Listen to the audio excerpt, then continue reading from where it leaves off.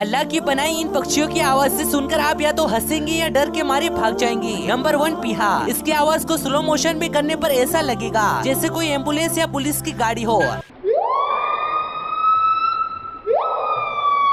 Number 2, white billboard. ये अगर किसी शहर में जाकर आवाज लगाए तो शहर के लोगों की रूह कांप जाए, क्योंकि इसकी आवाज बिल्कुल वार्निंग सायरन की तरह है।